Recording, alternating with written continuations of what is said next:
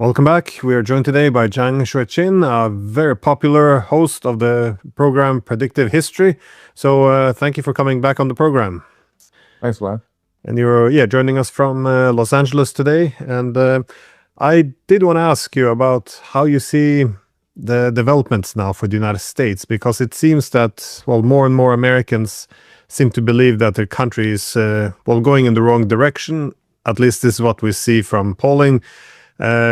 This is largely due to stagnant wages, rising oligarchy, economic inequality, social problems, decline in trust in both media and government, diminishing freedoms. Of course, we have the endless wars, political polarization, the crippling national debt is, of course, a huge problem, and the list tends to go on. And I'm reminded of Paul Kennedy's book from 1987 on the rise and fall of the great powers, and he also was good at presenting this concept of imperial overstretch, in which the strategic commitments will far exceed the economic strength.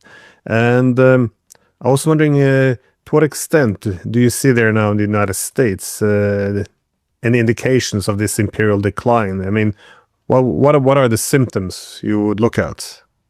Yeah, so I've been in Los Angeles for 4 days.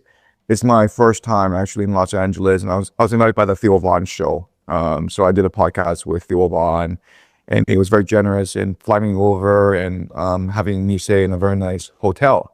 So I'll share some of you my impressions of Los Angeles, and I will then explain what the signs of imperial decline are. So the first thing that struck out at me is I'm staying at a 5-star luxury hotel. Like Theo Von was very generous with me. And in the morning, I went for a walk around the West Hollywood area. And West Hollywood is one of the most prosperous areas of not just Los Angeles, but also the United States. Just gorgeous buildings, and the people are beautiful. And as I'm walking in one of the restaurant neighborhoods, I see a pile of dog shit in front of me, and I walk around it. And it takes me a couple minutes before I realize that it didn't actually come from a dog.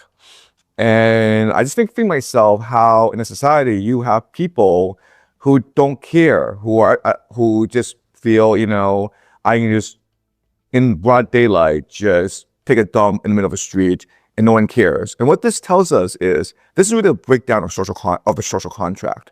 I feel as though people don't feel that they're part of society. I feel that society has abandoned a lot of people. So I went to a dinner party last night in the Pacific Palisades, which is where all the movie stars live. And the mansion where the party was at, it was a $20 million mansion. It was just beautiful, huge mansion. And the thing that struck me was how extreme and outrageous it was to have a $20 million apartment, because you can't actually use the space. It was just one family and their army of domestic staff, but you can fit like 100 people in there easily. And I look up the hill, and there's a $20 million mansion, which I assume is like 10 times bigger. At the dinner party, I run into Max Blumenthal. We're sitting together, and we're complaining about the outrageous luxury of the Pacific Palisades. So we decided to go Skid Row as a comparison. So we drive to Skid Row for the night, and Skid Row is literally a scene from an apocalyptic movie. I mean, it is just dark, and there was a woman walking around naked in the streets. And these are people, I believe there's about 4,000 of them, who have completely been abandoned by society. The government pretends they don't exist. In the evening, I'll take a walk around my hotel, and there are homeless people everywhere. So another very important sign of imperial decline is just the inequality and the moral decay. Like these people have just been abandoned by society, and they're just left to their own devices. The massive inequality is a major indicator. The third thing is I went for breakfast and I tried to find the cheapest place I could find. And I ended up paying $17, 17 US dollars for avocado toast. I'm not sure if you had avocado toast, but it's not $17. And I don't know how people can afford the prices in this country. So there's inflation. Well, what the inflation really tells us is just basically the degrading of the currency. The US dollar isn't really worth anything anymore because they just print out trillions these past 10 years. And they continue to print out trillions in order to sustain the economy. You have the AI debt bubble that everyone thinks it's going to pop sooner or later. You have this war in Iran where tens of billions are being spent every week with no actual purpose and with no strategy in sight. And meanwhile, you have political polarization in Washington, D.C., where rather than focus on core issues, both the Democrats and Republicans are pointing the fingers at each other. So I think there are lots and lots of signs of imperial decline. And I'm not very optimistic about the future of the United States. It's very strange, the whole economic philosophy they now have, because it used to be a time when an economy was assessed by the ability to serve society. That is, in the 19th century, you would have all these American economists, including liberal economists, who would point out that it's important to tax the rent seekers to prevent the rise of an oligarchy, and these taxes should finance infrastructure, not just to enhance competitiveness in international markets, but also enhance the standard of living for the average citizen. But these days you get the impression that, I remember there was an article in the 90s was, the solution to all these towns dying out in America was, U-Haul, just move. If you can't adapt, then, then either you adapt or die. So as you said, all these people who fell behind and there's no room for them anymore in the economy, they're essentially, ignored by the state, pretend they don't exist. But this can create a revolutionary mood if you have a significant part of the population that no longer believes it has a vested interest in preserving the status quo. You're willing to throw a wrench into the system. I guess for many people, voting for Trump was this wrench. And but one thing that I wanted to ask as well was the proclivity for using military force, because I often talk to people of retired colonels and all from the U.S. military, and they always make the point that we're ahead of an economic crisis. We can't afford this empire anymore. We should retrench. We should avoid these forever wars. Again, why people voted for Trump. But instead, we tend to see that declining great powers, they seem more likely to use military force at a time when they essentially can't afford it. How to explain this dynamic? I think that the use of military force is just another sign of imperial decline, where you have an elite who live in their bubbles. And they're not the ones who are being sent to fight overseas. They're not the ones who suffer the consequences for military losses. If the United States loses a war in Iran, the taxpayers have to foot the bill, not the billionaire class. So I think at this absurd situation where the elite live in their mansions, their fortresses in the Pacific Palisades, and they host their fabulous dinner parties, and they only know each other. They live in a bubble, and they're intent on maintaining their imperial hubris.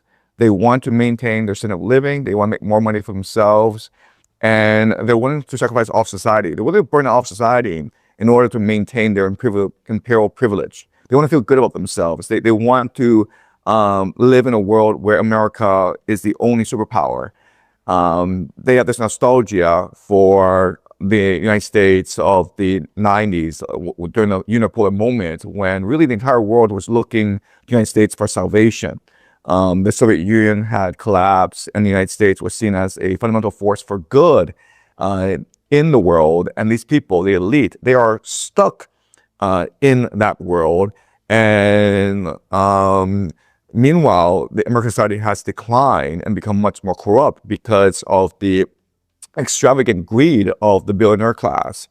And so even though we on the outside see this as folly, even though we believe that the United States cannot possibly defeat Iran in a war, and this will cause economic turmoil, not just the United States, but throughout the world, the elite themselves live in a separate reality. They think that America is doing good by getting rid of a fundamentalist terror regime who is intent on nuclear weapons and who is intent on dominating and destroying the Middle East.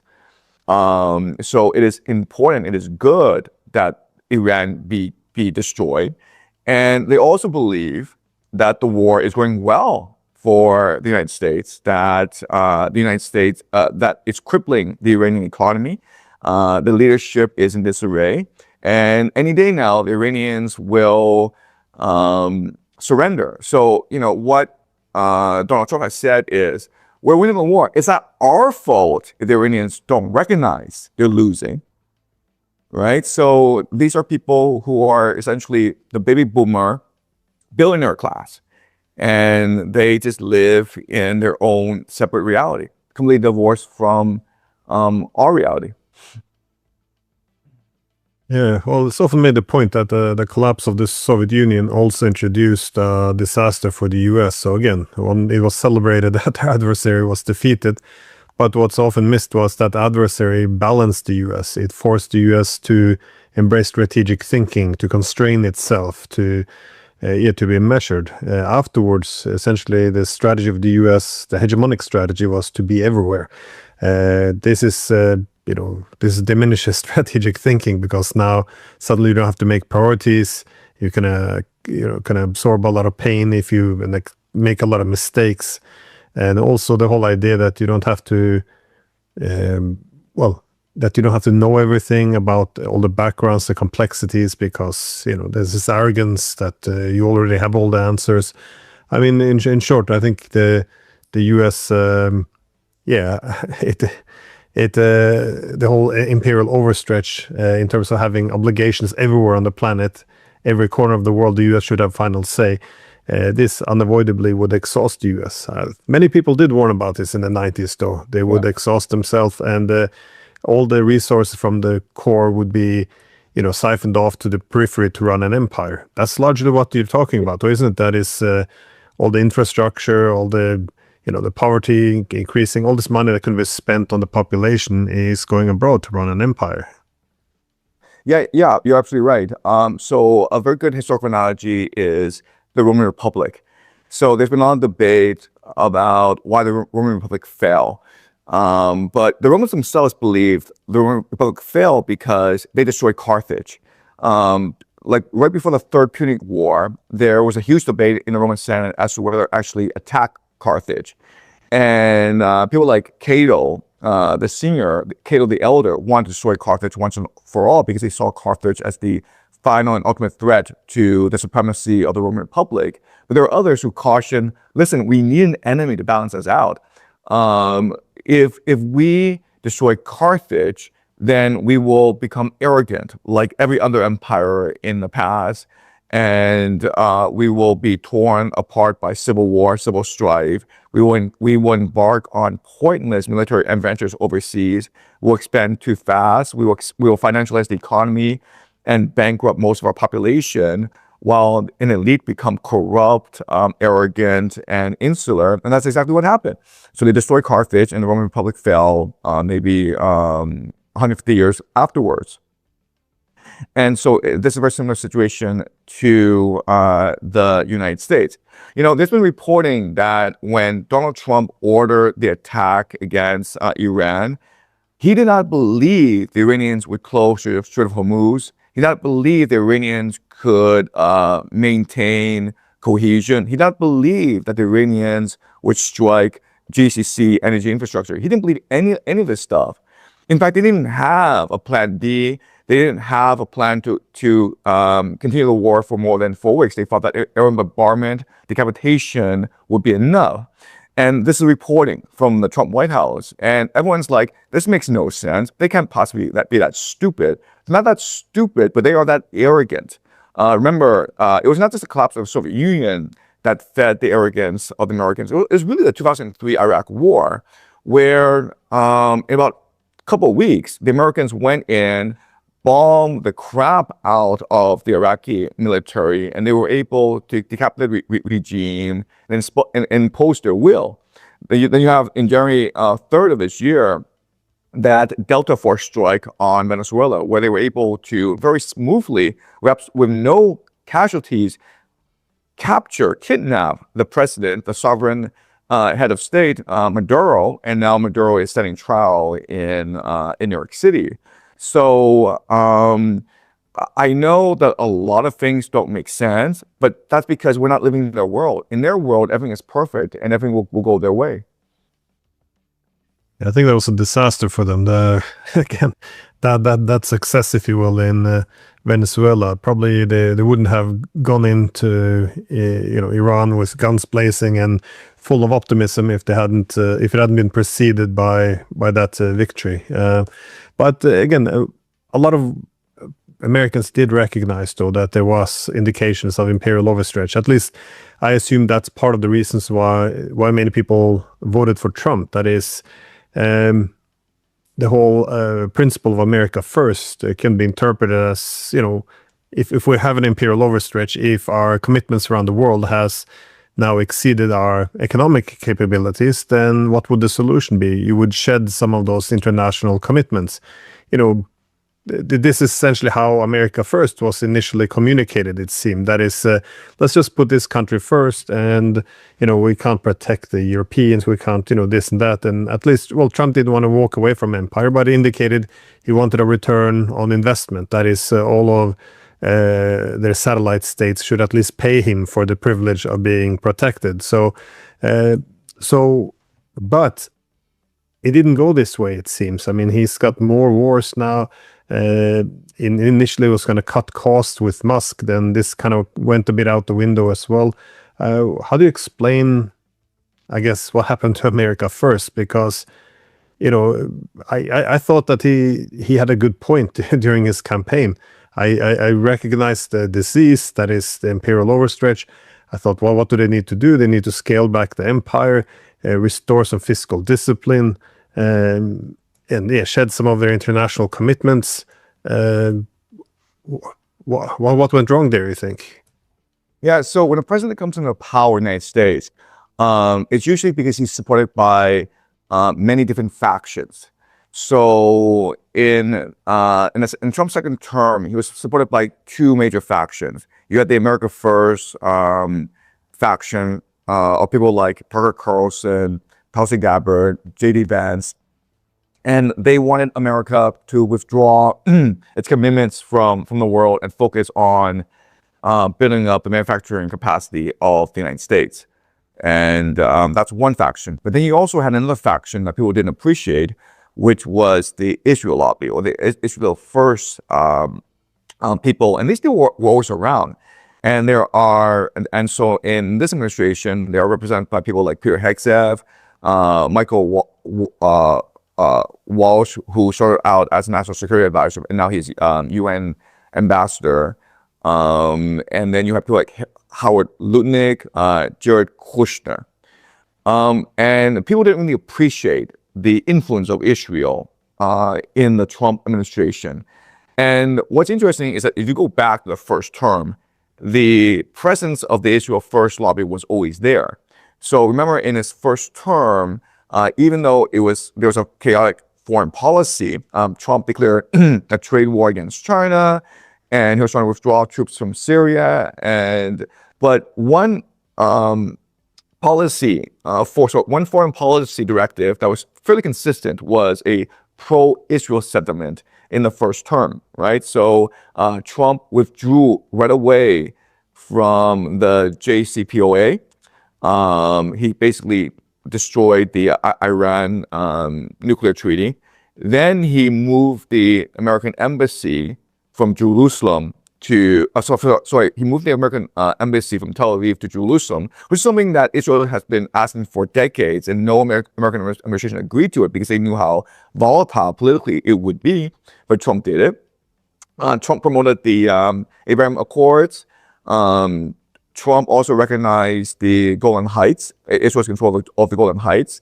And the most dramatic thing that Trump did, the most consequential, of course, was he ordered the assassination of General Qasem Soleimani, which is what precipitated this crisis with Iran. So in his first term, he was very much Israel first.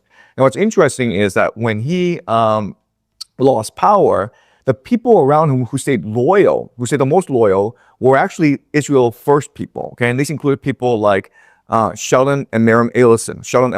Adelson was Trump's biggest financial backer, both in 2016 and 2020. People like Sean Hannity, who is this Fox TV news host, who is very close with Trump. They speak on the phone every day, I believe. But also he's an ardent Christian Zionist. Okay, so he's not a Israeli, he's not a Jew, but he believes in Zionism.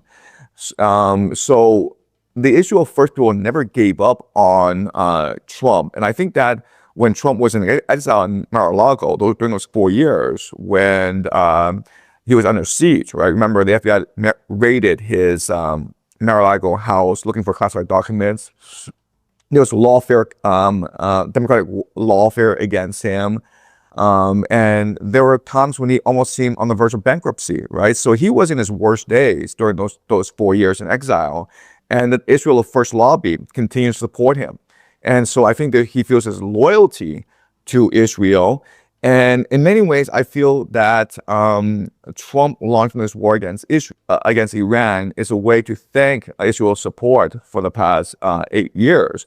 Because there's only one country in the Middle East that benefits from any of this, and it's Israel. The United States doesn't benefit. The GCC are really suffering.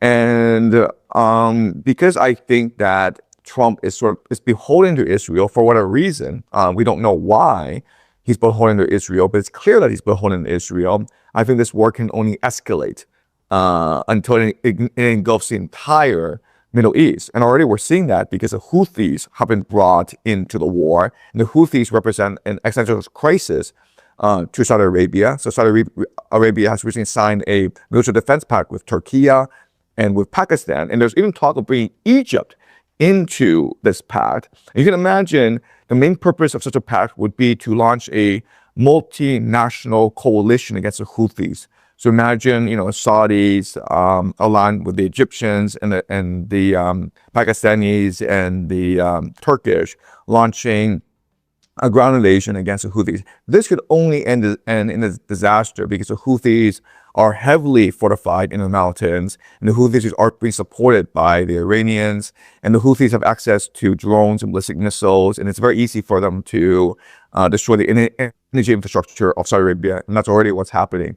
So again, there's complete chaos and turbulence in the Middle East. And again, the only country that seems to be benefiting from this is Israel. So we have to imagine that Israel, for whatever reason, has a hold over Donald Trump, such a hold that Donald Trump is willing to abandon his allies, Tucker Carlson, MTG, Joe Kent, these people, Thomas Massie, and now he's completely all in Israel. Yeah, very much seems to be the case. Well, if he can get these Arab states to fight his wars, though, this would be one, I guess, one achievement in terms of the U.S. will reducing its global commitments. That is, you would expect the U.S. to shift burden onto allies to make them carry the weight, which is very different from what you saw after World War II, when the U.S. looked after the security of all other states. It had generous trade agreements to its frontline states, and now, well, essentially, they have to get allies to carry their weight. Essentially, in Europe, you see the same, the attempt to outsource the Ukraine war to the Europeans. I noticed Trump talks about ending the war, but at the same time, he's using this war to push the Europeans to arm themselves to the teeth, though. That's also I want to ask you about Europe, because again, this continent destroyed itself in 2 world wars, and you can argue it had its life extended by hitching its wagon to the United States, although as a junior partner. but it's also, of course, trapped the Europeans in this very strong strategic dependency. The goal over the past decades has obviously been to elevate itself through this collective bargaining power, to have some kind of equality with the US. I think over the past 20 years, this has faded away, any possibility of achieving this. But what we see a very interesting period in history, though, that is the US is losing interest in an increasingly relevant Europe, while the Europeans seem to be only increasing their dependency on the United States. What does this tell you, though, about Europe's future? Yeah, so what's happening around the world is a very common pattern of imperial decline. So what the United States is doing is not shifting the security burden onto its allies. What the United States is doing is cannibalizing its allies. And so it's a very important distinction, because if you think about it, there's absolutely no reason why Europe should be at war with Russia.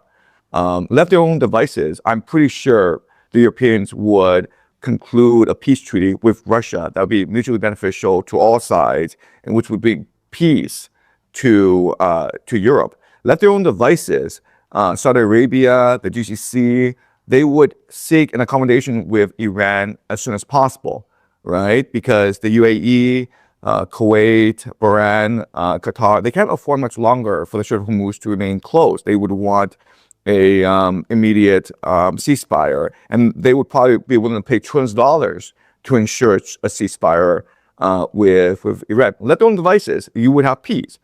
But the American empire has a problem, which is a $40 trillion national debt. So if America were to retreat from the world, this national debt would collapse, and the American economy would collapse. The fiat currency, the US dollar, would go to zero without global demand. So the only way to resolve this is to force the Europeans, the GCC, the Japanese, the South Koreans, so-called American allies, to continue to subsidize the American economy by continuing to buy US debt. And the best way to do that is to force them into conflict with their neighbors, Japan versus China, Europe versus Russia, the GCC and Israel versus Iran. And you sell them weapons that are overpriced and which are redundant and which aren't very useful. And then this is a way to continue the easy money, or continue financing the U.S. national debt. There was a news story of the GCC nations, I believe they were Bahrain and Kuwait, who bought 5,000 Patriot missiles from the United States. We should see more of these news items as we go along, right? And these Patriot missiles, remember, it's been proven these past 3 months, these Patriot missiles don't actually work. Patriot defense systems do not work against Iranian ballistic missiles. You have fantastic guest, Ted Postol of MIT, who has very clearly explained that these air defense systems don't actually do anything, that it's very easy to circumvent them. But again, the point is not to win this war. The point isn't even to force this war on American allies. The point is just to cannibalize American allies by forcing them to buy redundant and useless American defense systems. Well, to what extent do you think that the American plan could be a recipe for, I guess, reversing the decline of the United States? Because if I would look towards the future of the US versus Europe, I would want to see what made them successful to begin with, and which one of these variables are still present. It looks as if the US, though, it would have more to fall back on, as opposed to the Europeans at the moment, with this deindustrializing economies, the lack of cohesion among the different states. Overall, I don't see a good economic model, even a clear place in the world, as the world is now multipolar. So how do you see those two, well, I wouldn't call the Europeans giants anymore, but these two actors? Yeah, so I think the United States wants the Europeans to go fight the Russians. And there's no appetite among the European public to fight this war. And what's going to happen is that the European political leadership is going to sleepwalk into a war with Russia, possibly by sending in special forces in the beginning to aid the Ukrainians, but eventually you will have a conscription. You will have young men be conscripted to fight this pointless war in the trenches of Ukraine. This will lead to political revolution in Europe. And the reality is, people are sleepwalking into tragedy and disaster. It's almost like a remote control. It's almost like a zombie political system that they have in Europe nowadays. And they do this not because they hate Russia. They do this not because the Americans are forcing them to do this. They do this because it's a path of least resistance.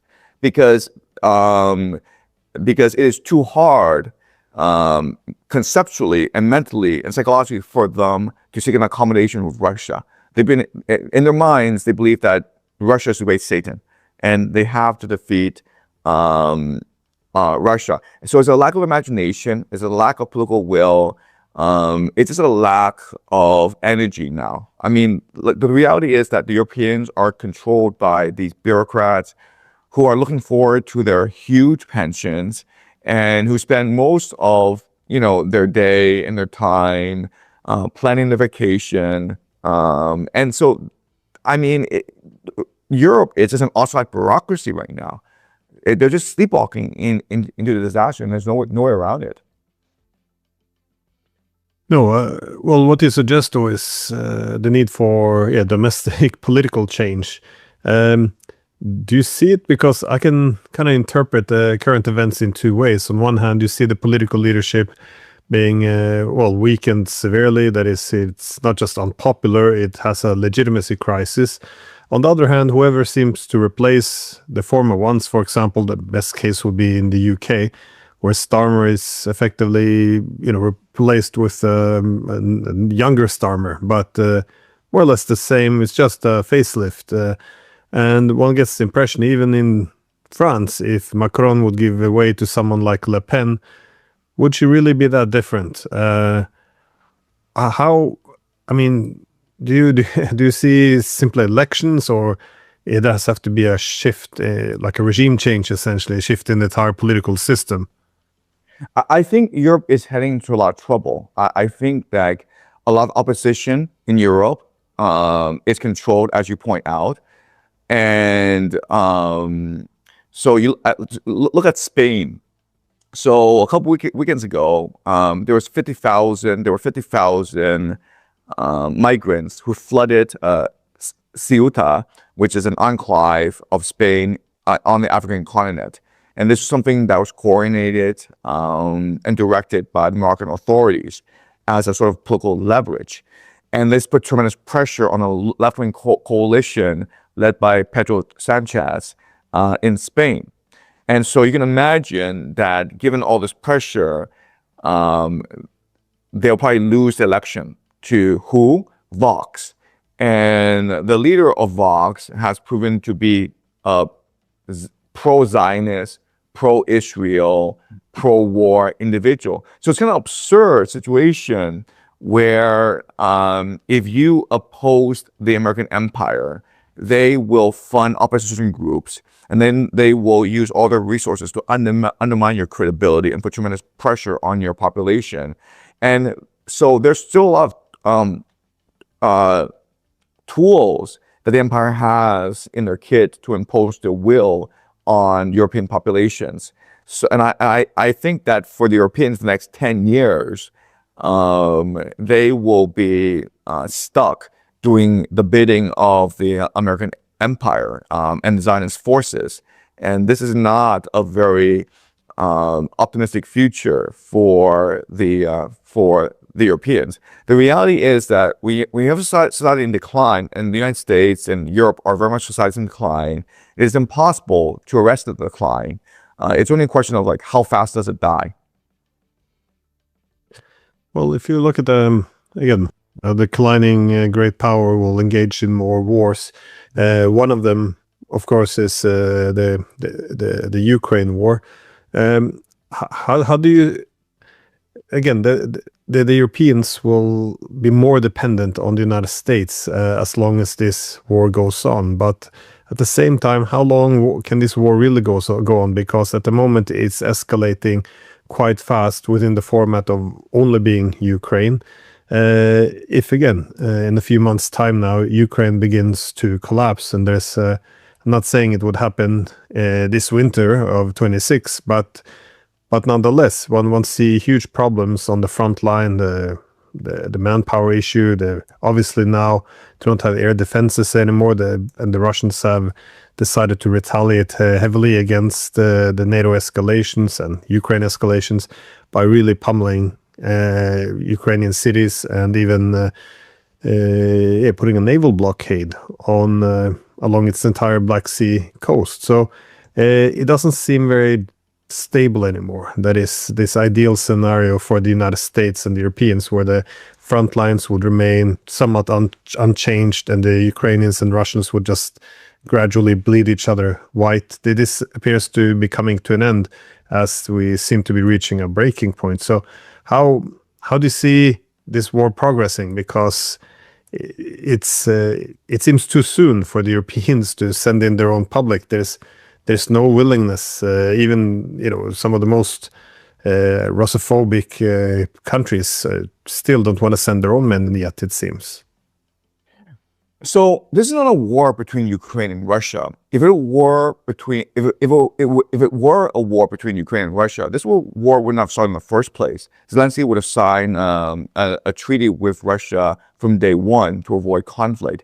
This is clearly a war between NATO and Russia. Zelensky is clearly a paid actor. He's literally a paid actor. He's a proxy for NATO. And you're absolutely right in that the Ukrainian front line, they're exhausted, they're out of manpower, they're very corrupt, the morale is very low. But as long as they keep on getting support from NATO, this war can drag on for a long time. A really worrying development is that a couple weeks ago, there was a Ukrainian drone strike on an Iranian cargo ship transporting goods in the Caspian Sea. The Caspian Sea is actually pretty far from Ukraine, so the Ukrainians went out of their way to attack this ship, and then Zelensky announced it. And I think that a lot of people are saying that his ambition is to draw the Americans into the war in Ukraine by uniting both fronts, right? By showing that Russia and Iran are allies. If you want to defeat Iran, you have to defeat Russia as well.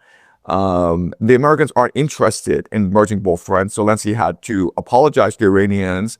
But we can imagine that these sort of stunts will continue because NATO is desperate to force the Americans to support this war in Ukraine. And so I think that these strikes in the Caspian Sea, this strike against Iranian interests will continue. I don't think this war will end. I think it's much more likely that this war in Ukraine will merge with the war in Iran. And this contagion, this domino effect will continue to spread. Another area of contention, another flashpoint in the world is the South China Sea. So Taiwan will always be a flashpoint between Japan and China. And I think that North Korea may enter the battlefield sooner or later. Well, that's interesting because the North Koreans have already, in a big way, entered the Ukrainian battlefield. But you do see that these three powers, Russia, China, and Iran, they represent, the three main powers on the, the western part of Eurasia, the eastern part, and the southern part. So these are the main three rivals of the United States. But to what extent, well, we see the Russians and Iranians getting quite close, but how deeply involved do you think the Chinese might get in either the Iran war or the Ukraine war? Or how deeply involved are they? So it is classic Chinese geopolitical strategy to maintain neutrality so as to maximize options. So for the longest time, China was trying to keep aloof from this war in Ukraine and from this war in the Middle East. So China has always kept its distance from this war in Ukraine, and China has been very compliant with American sanctions against Russia. This war in the Middle East directly affects Chinese interests because China gets a lot of oil and energy from the Middle East. And so China was working very hard behind the scenes to seek a diplomatic solution. I don't think the first ceasefire would have happened without Chinese intervention. And I think that China was very insistent on both parties, both the Iranians and Americans, respecting the MOU. One really interesting thing that the Chinese did was cut off oil imports by at least 50%. And the reason why the Chinese did that was to stabilize oil prices, to give Trump the sort of political incentive to seek peace as soon as possible with the Iranians. So the Chinese have done a lot to try to end the war in Iran as soon as possible. But the Americans, what they're doing is they're aggravating China by imposing new tariffs, by sanctioning a lot of Chinese companies, and by encouraging Japan to remilitarize. Right now, there's a quad happening in East Asia: Japan, India, the Philippines, and Australia. And we can imagine that the United States is pulling a lot of strings behind the scenes. So even though China wants to seek an accommodation with the United States seems intent on strangling China. And there's many in the United States who sees China as the real threat. So when an empire in decline, it sleepwalks into disaster. So there's absolutely no reason for China to help Iran and Russia, but the United States is giving China a lot of reasons to do so. So we can expect a lot more points of cooperation between Russia and Iran. Something really interesting to look at is the Arctic route, right? So China has something called the Strait of Malacca dilemma, which is to say that most of Chinese trade passes through the Strait of Malacca. And the Strait of Malacca can be easily closed off. So for the past few years, China has tried to create an Arctic Silk Road, and that is going very well. But it entails direct cooperation with Russia. Yeah, well, we always see that somehow China is included in all these conflicts. For example, when General Keith Kellogg, he was arguing for why it was such a good idea to fight this war against Russia, he was making the point that, we use Ukrainians to remove Russia, from the chessboard of, major rivals. And this will allow us to focus on China. And at the same time, you have all these US senators and different commentators who make the point that, well, at least as the war goes on in Iran, we're able to cut off the Chinese of important resources. Scott Bessent was making this point as well.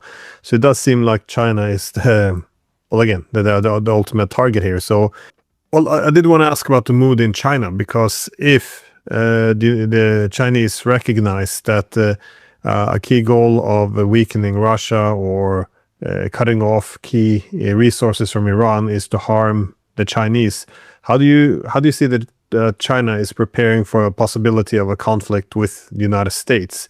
Or what are the possible pathways here? Because we can already see a possible World War III being unleashed through the Middle East. We can see it starting perhaps in Europe over this war with Russia, but you see a pathway in Asia as well?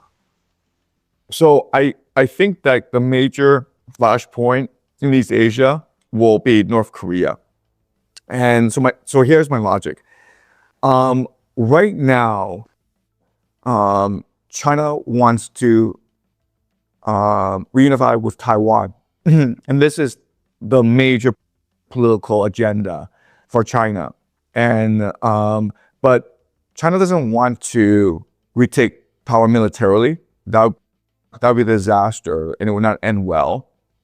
China wants to create economic and political leverage in order to reunify with Taiwan. The opposition leader of Taiwan, a woman named Cheng Li-wen, visited China a few months ago, and she was welcomed by President Xi Jinping. And she is very much interested in reunification, and she'll probably win the next general election in Taiwan. So China believes that over time, Taiwan and China would reunify peacefully. And that very much would be the major political triumph for the Communist Party.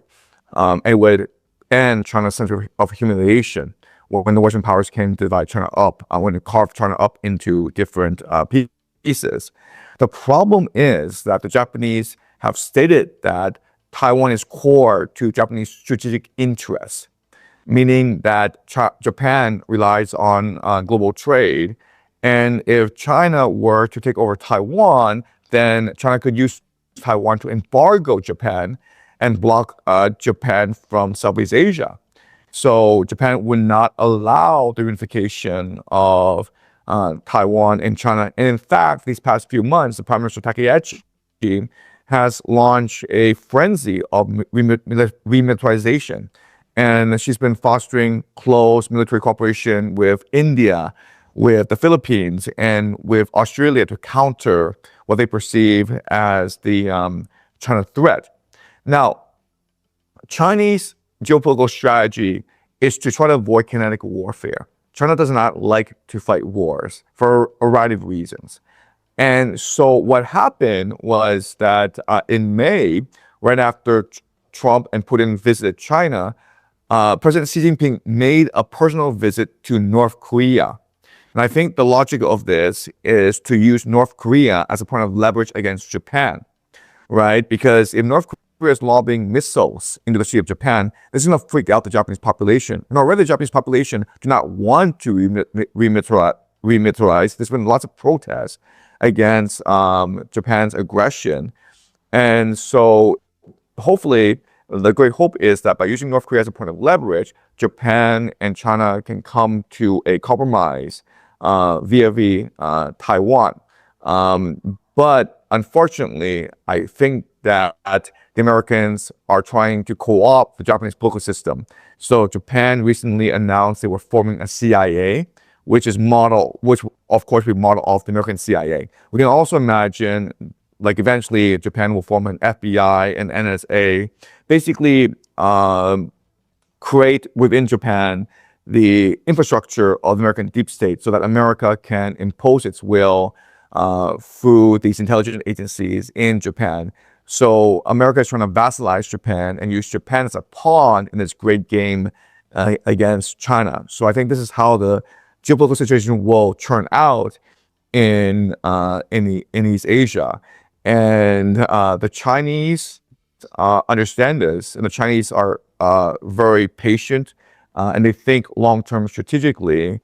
And if China were to bring North Korea into the picture, there's very little Japan can do about North Korea. Yeah, it's not a country you want to go to war with either. Well, what was there to gain? Well, just as the last question, because you've been quite successful in many of your predictions, what is it that you keep your eye on at the moment, or what is it that keep you up at night? Do you see any worrying trends? Yeah, I think that society is much more volatile than we think. So we're focusing on the geopolitical picture.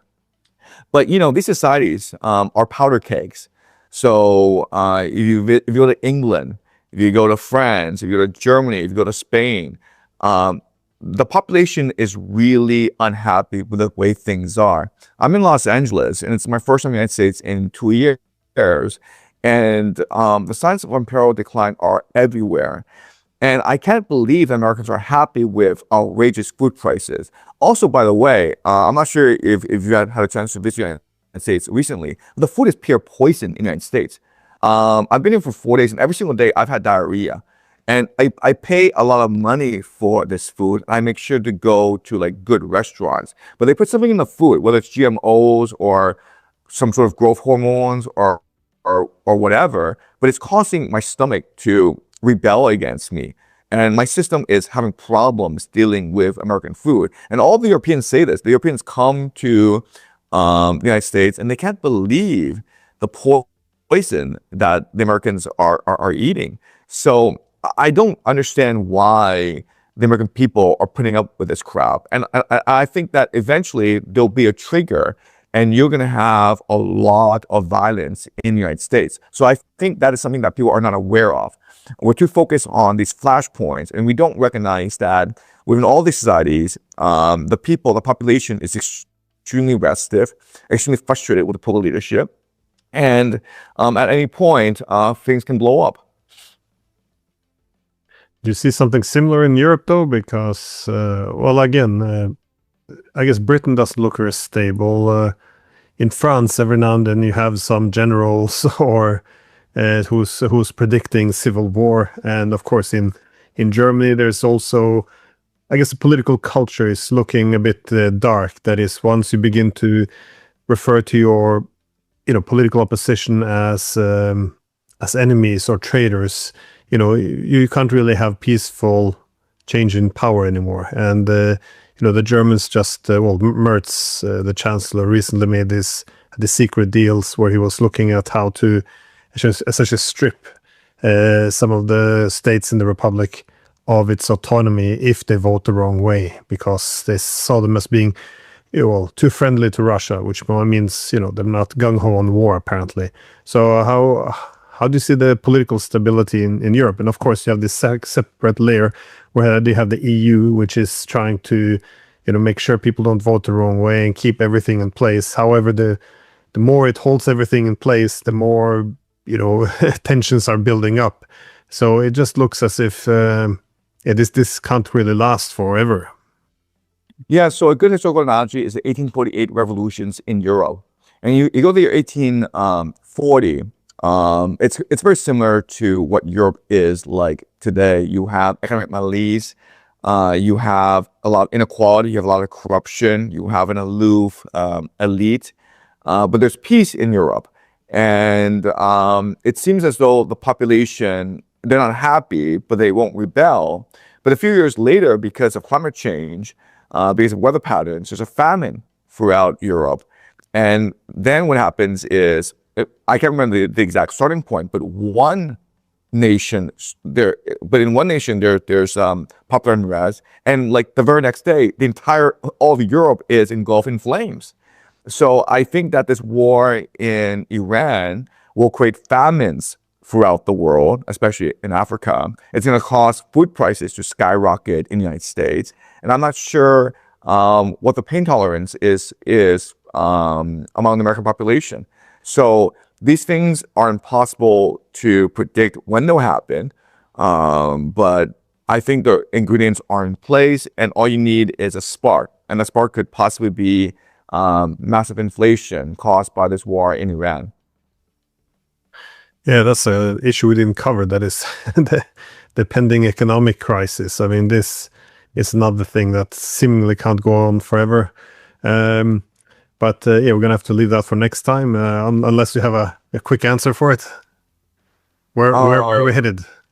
Well, I think we're heading towards total financial collapse. I think that the economy in the United States, it's just a Ponzi scheme. You've got both the private credit bubble, which is worth about $2 trillion, and you've got the AI bubble, which is also trillions of dollars. And these are not sustainable bubbles. And I think that once these bubbles pop, then the full brunt of economic pain will manifest itself.